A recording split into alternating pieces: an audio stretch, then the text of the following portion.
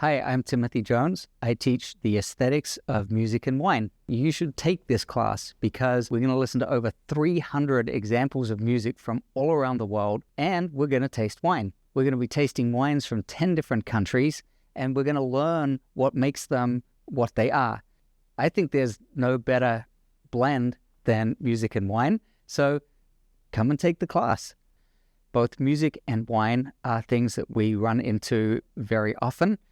This is something that you experience at restaurants, at nightclubs, at performance venues, cocktail receptions, weddings, all sorts of things. And so we wanted to have a course where we could integrate in a very fun way the ways that we look at music and the culture that surrounds that, and also looking at wine and the culture that surrounds wine.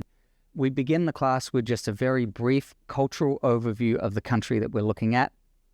And then there'll be an introduction to the music of that culture, looking at the various styles, the evolution and history. And then we do the same with the wine.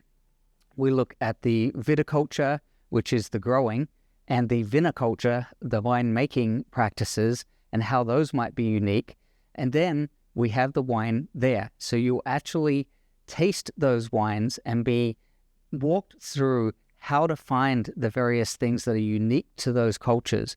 Then we do the same thing with the music. We listen to the musical examples and talk about how to find the culture within that music and see if anything connects with you in a way that makes the experience of drinking or consuming that wine better or worse. More and more restaurants and establishments that are serving beverages are thinking more intently about the type of music that they are playing. They want their guests to have the right experience. If you're having a nice, very quiet dinner, you probably don't want AC/DC playing at 90 decibels while you're having that meal. It's one of my favorite bands, but it's not the setting for it. In that setting, perhaps Vivaldi's Four Seasons would be a better way to encapsulate that evening. Learning about what types of music would be best in that situation is really important, and that can enhance your career.